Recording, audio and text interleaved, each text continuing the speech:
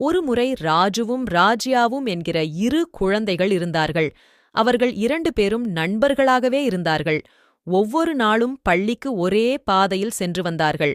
ஒரு நாள் அவர்கள் பள்ளி முடிந்த பிறகு புது பாதையில் செல்வது என்று முடிவு செய்தனர்.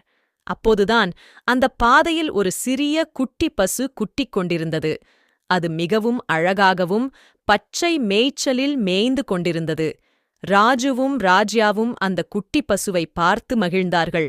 அந்த குட்டி பசுவுக்கு தண்ணீர் கிடைக்கவில்லை என்று உணர்ந்து ராஜு தன் தண்ணீர் பாட்டிலில் உள்ள தண்ணீரை குட்டி பசுவுக்கு கொடுத்தான். குட்டி பசு மகிழ்ச்சியுடன் தண்ணீரை குடித்தது.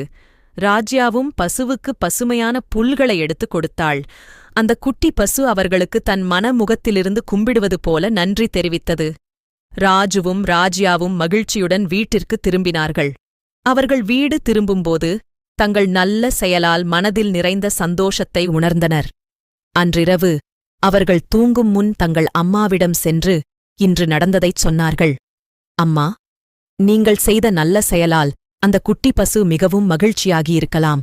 நம் செயல்கள் மற்றவர்களுக்கு நல்லது செய்யும்போது நாம் உண்மையான மகிழ்ச்சியைப் பெறுகிறோம் என்று கூறினாள். அதிலிருந்து ராஜுவும் ராஜ்யாவும் எப்போதும் நல்ல செயல்கள் செய்வதில் மகிழ்ச்சி அடைந்தார்கள். முடிவு: நல்ல செயல்கள் செய்யும்போது நாம் மற்றும் மற்றவர்களும் மகிழ்ச்சியாக இருக்கலாம்.